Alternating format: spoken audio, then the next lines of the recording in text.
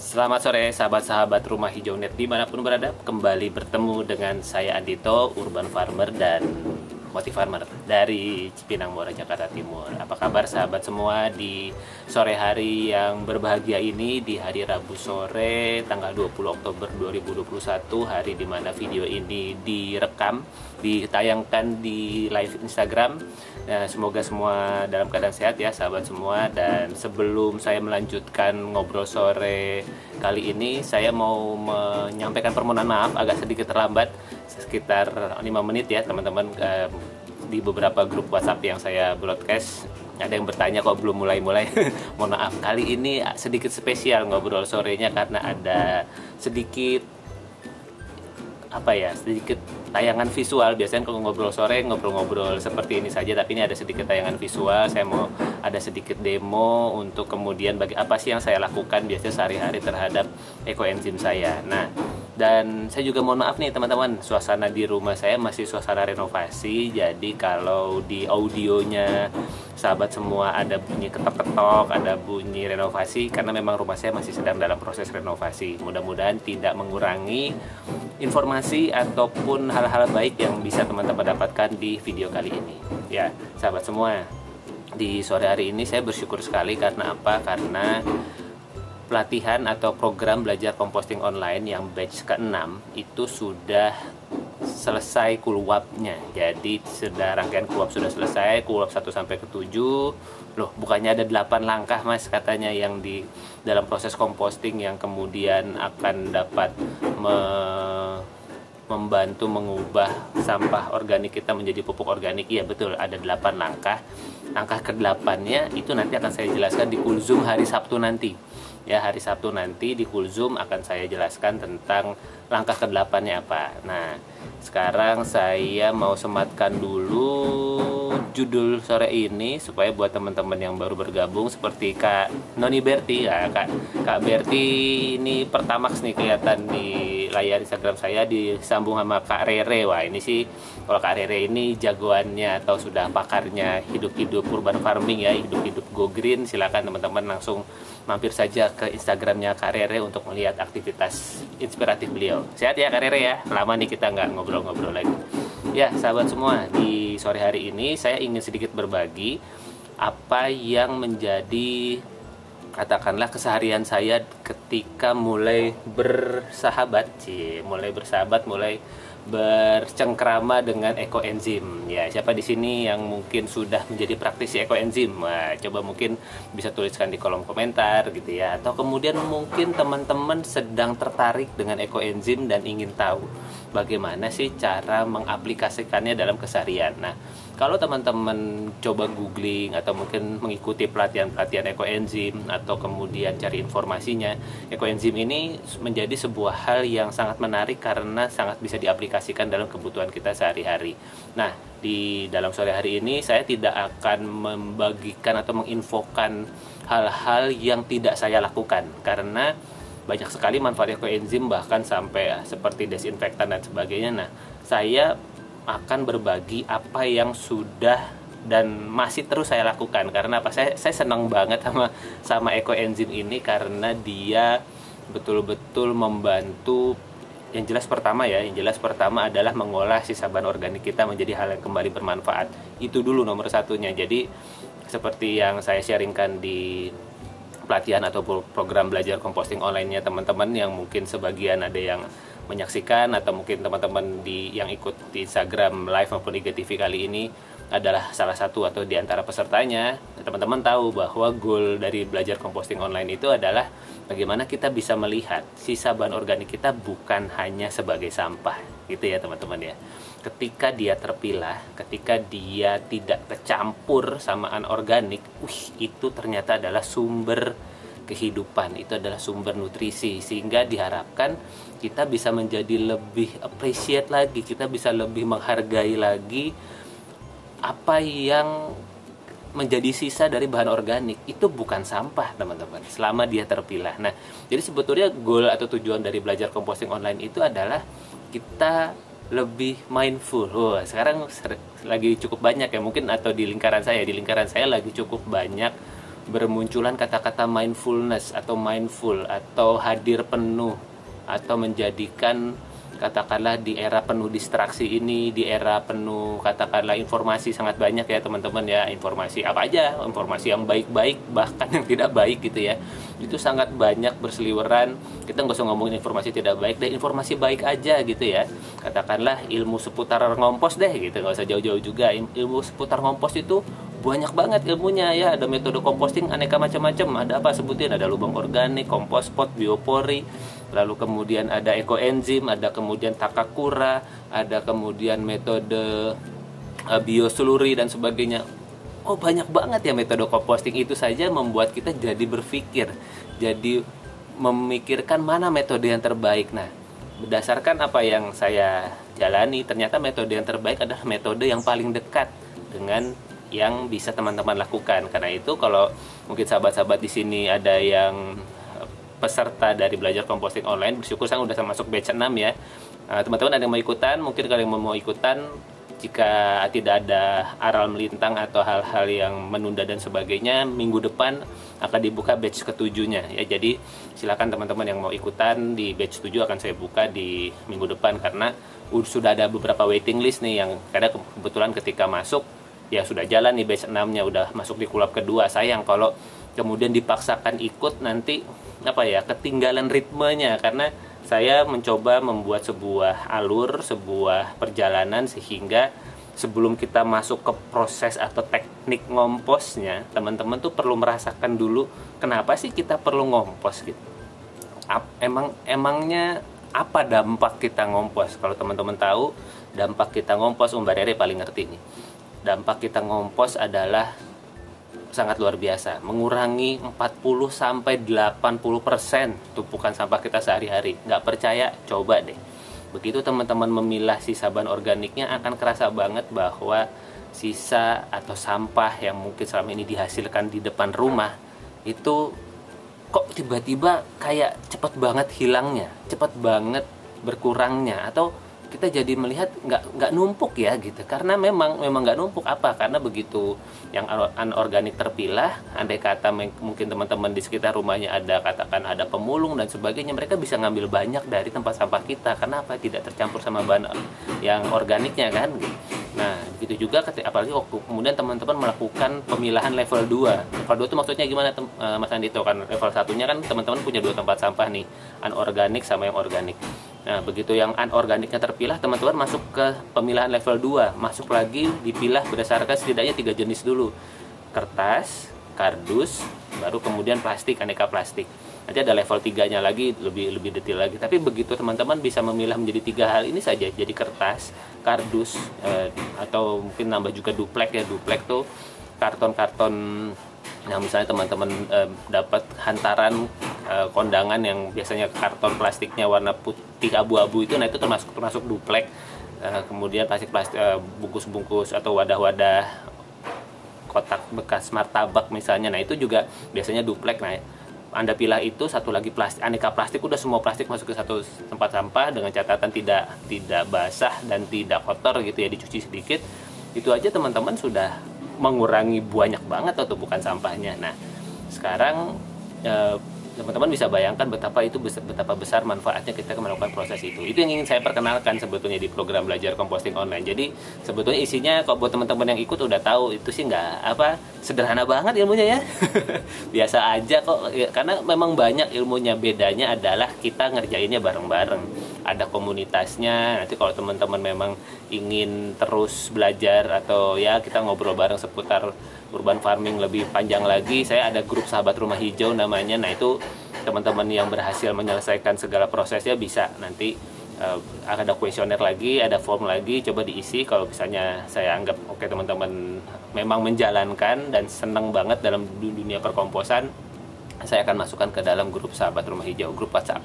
Ya, lumayan, mumpung belum penuh, jadi saya masih bisa nampung. Kalau udah penuh, saya juga nggak tahu nanti ini apakah migrasi ke Telegram atau bikin 2 grup atau bagaimana, nanti kita lihat aja. Oke, kembali ke ekoenzim. Jadi ini pertanyaan dari teman-teman di batch 6, ada yang bertanya, apa Mas, gimana cara aplikasinya? Terus berapa banyak sih yang kemudian digunakan untuk pembersih buat ngerendam sayuran, pestisida dan sebagainya. Mungkin saya tidak akan langsung mempraktekkan ngepelnya gitu ya, atau kemudian ngerendam sayurnya, tapi saya akan coba memberikan sedikit gambaran tahapan apa yang saya lakukan setelah saya panen ekoenzim.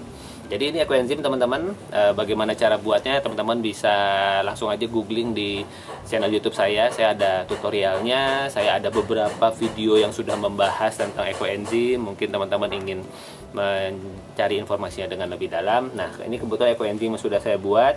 Ini usianya kalau ini saya buat tanggal bulan Juli 27 Juli 2021, berarti dia usianya sudah sekarang hampir 3 bulan ya, sudah hampir 3 bulan. Nah, sudah hampir 3 bulan ini saya menggunakan gula merah dan kulit semangka, teman-teman. Ya, ternyata saya baru nggak juga, oh ya ternyata nih hampir 3 bulan, ya udah nggak apa-apa deh kita panen aja ya. Walaupun kemudian sebenarnya lebih enak kalau kita panen yang katakanlah yang sudah lewat dari itu usianya. Oke, saya coba ambil dulu ya. Saya punya ekoenzim yang katakanlah sudah lewat dari usia itu. Oke, kita pause sebentar. Kalau teman-teman masih berminat, silakan kembali sebentar lagi. Ya, kembali lagi bersama saya Andito, Urban Farmer dan Motif Farmer dari Cipinang Muara, Jakarta Timur. Masih standby teman-teman. Wah, sudah ada, saya sapa dulu deh yang sudah hadir ya. Ada Hai Kak Rere, terima kasih. Ada Kak Dian, Kak Edi, Kak Heni Sabrina mah udah jagoan urban farming ini. Beliau punya kolam ikan di rooftop, bukan di rooftop ya, di lantai 2 gitu ya, di balkonnya itu. Jadi udah jagoan urban farming juga. Silakan mampir ke Instagramnya beliau. Ada Kak Ibnu, Kak Jenny, dan kemudian Kak Mita. Gimana Kak Mita sayurannya? Udah lama nih kita nggak dapat update-update-nya. Oke, sekarang ini ekoenzim saya. Oke, enzim saya ini, nah ini bahkan saya buat sedikit lebih lama, tanggal 25 April. 25 April berarti, dan kayaknya ini bukan 2021, ini 2020. Jadi ini sudah setahun lebih nih usianya nih teman-teman, ekoenzimnya. Bagaimana kah aromanya? Mari kita coba buka ya. Ini saya membuatnya di botol 2 liter. Nah, ini bahannya dari kulit pepaya dan kulit pisang dengan campuran gula merah. Coba saya buka ya teman-teman. Kalau lihat botolnya sampai penyok-penyok begini, tandanya apa? Memang ada udara yang terjadi dan kemudian ada pemampatan udara ya, ketika kemudian udara tidak kita buka. Coba saya buka. Set, langsung gendut lagi botolnya. Nah, biasa pertanyaannya, terus aromanya seperti apa Mas? Coba ya. Waduh, enak banget. Tetap kecut segar teman-teman. Jadi walaupun sudah tersimpan lebih dari 3 bulan, berdasarkan pengalaman saya di botol-botol ini, maaf ini debunya ya, debunya banyak banget. Jadi walaupun sudah tersimpan lebih dari 3 bulan, aroma ekoenzim itu tetap bertahan, karena memang dia pertama tidak terkontaminasi udara, dia kedap udara, dia ditutup dengan rapat nih. Ini sudah apa? Ini sudah jadi banget ya ekoenzimnya. Nah, lalu apa yang saya lakukan setelah saya panen ekoenzim? Oke, saya sedikit praktekkan ya apa yang saya akan lakukan. Oke, kita bergeser sedikit sini ya, kelihatan ya teman-teman ya. Oke, nah biasanya yang saya lakukan, saya ajak teman-teman untuk memiliki, sebenarnya sih bukan gelas ukur ya, tapi lebih ya gelas yang ada corongnya aja nih, karena ini jadi lebih mudah menuangnya. Lalu kemudian siapkan wadah-wadah yang teman-teman mau manfaatkan atau mau gunakan sebagai wadah antara. Nih istri saya punya wadah beling kaca seperti ini, lalu kemudian juga punya bekas semprotan seperti ini ya, semprotan yang bisa digunakan. Nah, ini kebetulan masih ada ekoenzimnya. Nah, jadi apa yang saya lakukan di awal ketika panen ekoenzim, yaitu saya melakukan penyaringan. Karena itu yang perlu kita siapkan tadi, selain gelas ukur atau gelas yang ada moncongnya, siapkan juga ini saringan seperti ini. Ya maaf ya kalau di rumah hijaunet kadang-kadang peralatannya belel-belel, nggak instagramable, nggak keren di kelihatan video. Tetapi ya prinsipnya memang kita reuse terus sampai kemudian si barang-barang itu bisa tetap terpakai. Ya, nah biasanya awal-awal saya akan saring dulu seperti ini teman-teman. Saring ya kira-kira secukupnya aja. Kenapa pakai saringan? Karena kadang-kadang si ampasnya ini dia suka ikut keluar gitu, dia tidak perlu masuk ke dalam botol, jadi kita nggak pakai ampasnya. Nah setelah itu kita masukkan ke dalam botol seperti ini. Set. Nah, cakep ya. Jadi semakin cakep botolnya, semakin keren ekoenzimnya. Wih, langsung aroma ekoenzimnya yang apa ya? Ada aroma kecut segernya langsung tadi bermunculan ke udara. Oke, saya mau coba tuangkan lagi, sekalian nyetok buat istri saya. Karena istri saya dan saya juga sih, kita suka menggunakan ekoenzim ini buat merendam sayuran, saya kita beli sayuran di pasar. Kecuali kalau sayurannya dari instalasi hidroponik di atas, kami sih nggak cuci rendam lagi pakai ekoenzim karena sudah yakin nggak pakai pestisida. Tapi kalau misal sayuran dari luar kan kami nggak tahu. Nah ini ya teman-teman ya, botol kacanya dan langsung kita tuangkan seperti ini. Nah, saya lagi ini bukan minuman. Menggoda banget emang buat diicip-icip. Aromanya seger, itu seger banget. Nah ini yang kemudian saya simpan teman-teman. Jadi saya menyimpan ekoenzim saya menggunakan botol kaca yang seperti ini. Ya kebetulan memang istri saya senang dengan apa ya, hal yang cakep-cakep. Jadi nemu aja botol cakep kayak begini. Nah selain kemudian dibotolin seperti ini, kita juga kemudian bisa memasukkan ke dalam botol-botol seperti ini, botol-botol yang ada semprotan spraynya. Sama teman-teman. Jadi teman-teman saring dulu, taruh di sini, baru kemudian dituangkan ke botol seperti ini. Nah, lalu aplikasinya bagaimana?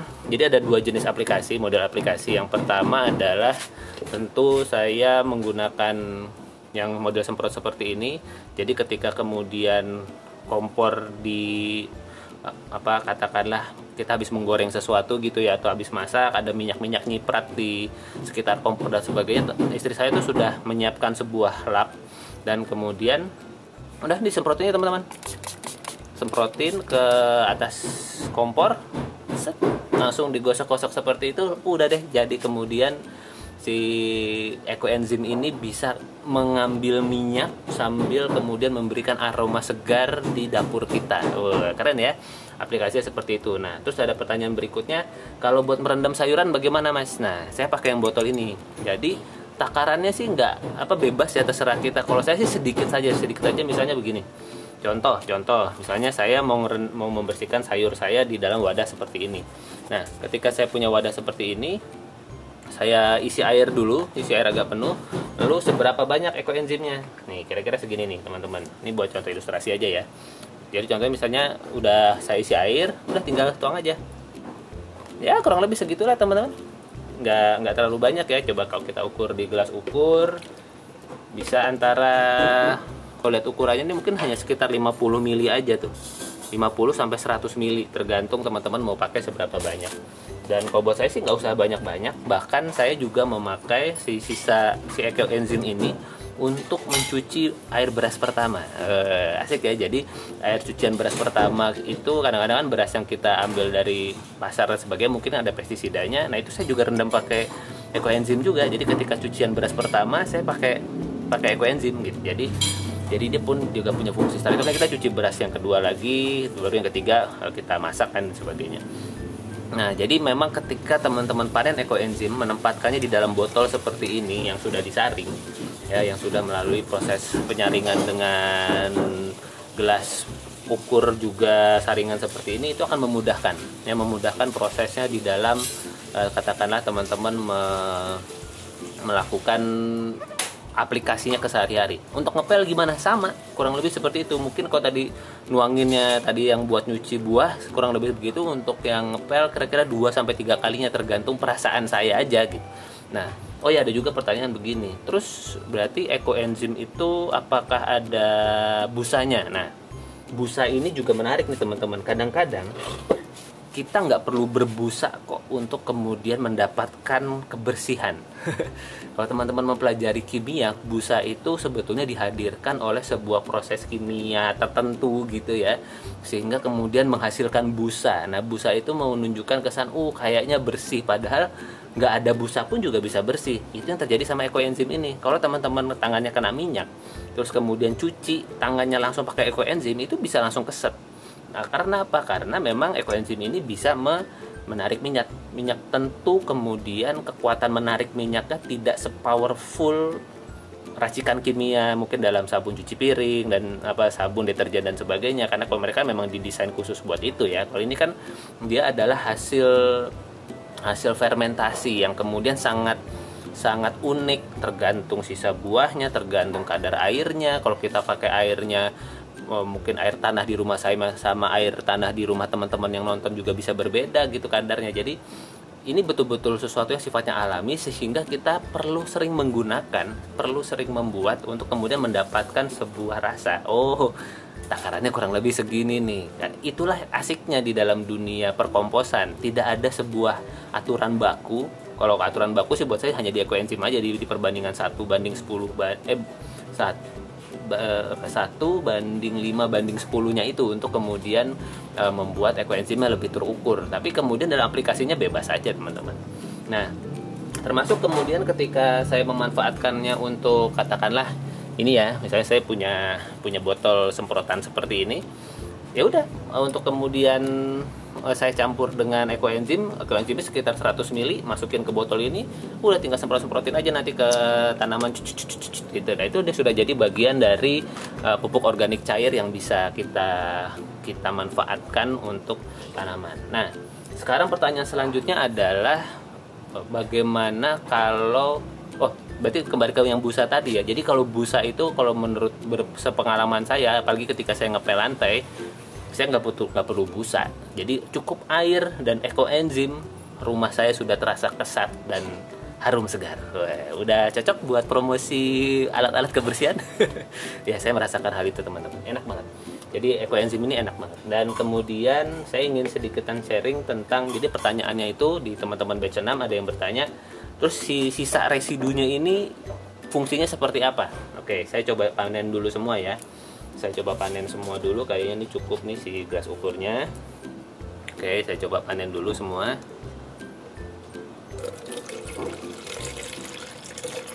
Nah, kan dari sini nanti kelihatan kan residunya yang tersisa. Nah, tuh ada yang sudah keluar seperti itu. Nah, tuh. Nih residunya ya teman-teman ya. Tuh sisa kulit kulit pepaya sama kulit pisangnya tuh. Ya. Tuh sudah siap seperti ini ya. Tuh sudah habis nih, ekoenzimnya sudah habis, atau kalau kita balik seperti ini juga masih ada sisa-sisanya. Nah, ini sisa-sisa ampasnya ini terus diapakan? Nah, berdasarkan pengalaman saya menggunakan sisa ampas ini menjadi dua hal. Yang satu, saya langsung aplikasikan ke tanah. Jadi ini udah misalkan ini saya coba keluarin ya teman-teman ya. Oke, biar saya enak juga, kita arahkan kembali ke meja. Oke teman-teman, kalau ada yang mau ditanyakan silahkan di komen aja langsung ya buat teman-teman yang hadir. Nah, saya biasanya udah keluarin seperti ini, dan yuk dengan tangan kosong ya, dengan tangan biasa tarik aja si sisa ekoenzimnya ini. Tarik seperti ini, dan kemudian akan keluar sisa-sisa ekoenzim dari botol kita. Oke, saya nggak akan keluarkan semua, saya akan ambil beberapa saja buat kasih lihat teman-teman nih sisa ekoenzimnya ya. Ini kulit pepayanya yang sudah berusia setahun lebih tadi itu, dan ini kulit pisangnya. Ya udah, inilah si sisa bahan organiknya. Nah, saya memanfaatkannya untuk dua hal teman-teman. Yang pertama untuk pupuk organik cair, pupuk organik padat. Jadi ini udah langsung saya remet-remet, saya langsung campurkan ke tanah untuk kemudian dia menjadi tambah nutrisi. Yang kedua, saya menjadikan si sisa bahan organik ini kalau ada sisa ekoenzim ini bisa buat ekoenzim. Jadi saya akan coba tiriskan dulu. Nah, ini karena dia bukan mol. Nah, tetapi si sisa residunya ini bisa menjadi aktivator buat melakukan proses composting. Contoh, saya di sini sudah ada sisa bahan organik ya teman-teman ya. Mungkin teman-teman yang sudah belajar composting online atau sudah lihat-lihat Instagram saya sudah tahu nih, ini postingan saya kurang lebih isinya beginian semua. Ini medsos apaan nih, isinya sampah semua ya, memang benar isa sampah. Dan di sini saya ada sisa, jadi tadi siang istri saya masak sayur sop, nih ada kulit kentang, ada sisa-sisa tulang ayam buat kaldu, ada nih kulit telur asin, kulit bawang dan sebagainya, dan sudah cukup tercacah ya. Udah, di sini ada sisa ekoenzimnya, teman-teman masukkan saja semuanya ada kulit wortel juga di situ. Masukkan saja semuanya ke dalam wadah untuk kemudian mengolah sampah sisa berorganiknya. Ini sebetulnya sangat masih bisa dicacah-cacah, tapi nggak apa-apa deh buat yang kali ini. Nah, sekarang kita udah aduk-aduk aja teman-teman. Nah, ini sudah bisa menjadi si ekoenzim tadi, si ampasnya bisa menjadi katakanlah semacam aktivator untuk melakukan proses composting. Nah, buat teman-teman yang udah belajar ngompos sudah tahu ya, ini proses di keluar ketujuh kita seperti ini. Baru kemudian kalau mau lebih ngejos lagi, tambahkan ini ya yang di keluar keempat mol kita. Nah, ini saya juga mau pakai air beras. Kita tambahkan ya sedikit aja teman-teman, dikeceretin aja. Nah, kurang lebih begitu. Nah, aromanya beda nih. Kalau aromanya mol ini aroma tape ya, aroma sedikit menyengat, dan itu tandanya sudah banyak bakterinya. Dah kita aduk-aduk seperti ini. Sekalian deh ya, tambahan informasi buat teman-teman, biasanya suka nanya penggemburnya berapa banyak sih Mas. Nah, biasanya buat teman-teman yang melakukan proses composting, kalau kemudian katakan nih sampah kita ya, misalnya kita kan melakukan proses composting terus kita suka miringkan begini, ada air di ujungnya ya teman-teman ya. Kelihatan ini ada airnya ya. Nah, air ini adalah tanda sampah kita masih kebanyakan air. Apa yang kita lakukan? Yang kita lakukan, kita berikan penggembur. Kebetulan penggembur saya sukanya pakai ini, serbuk gergaji atau serbuk kayu. Ini kebetulan anak saya punya hamster gitu, kita beli serbuk gergaji banyak. Udah sekalian buat ngompos juga, buat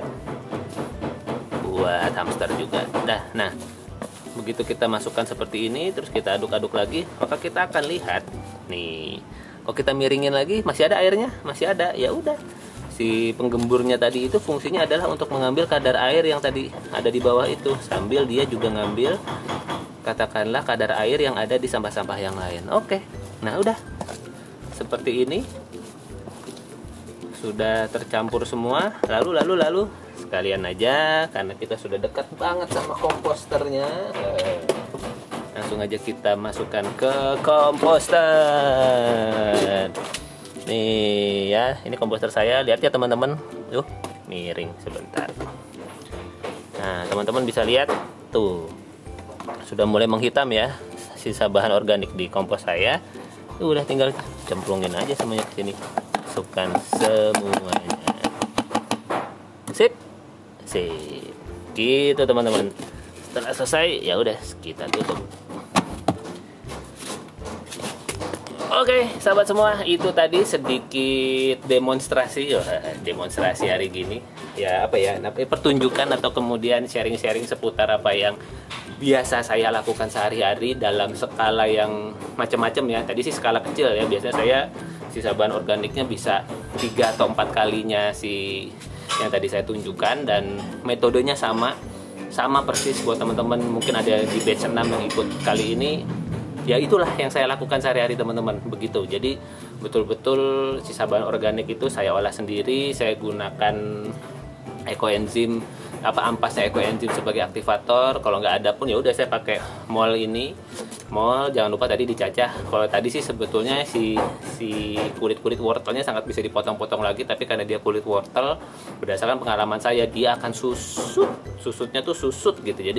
Jadi nggak terpotong rata pun nggak ada masalah. Jadi ada sampah-sampah yang kita tahu kalau dia nggak tercacah dengan baik. Contoh kayak kulit pisang, lalu ada pokoknya kulit jagung, bonggol jagung, kulit telur, itu kalau nggak dihaluskan ya mereka akan tetap segitu ukurannya. Itu akan kelihatan, teman-teman akan semakin tahu apa saja sisa bahan organik yang perlu dicacah. Itulah langkah ke-6 di kulap ke-6 yang kemudian kita perlu lakukan dan akan memberikan hasil yang signifikan terhadap proses composting Anda.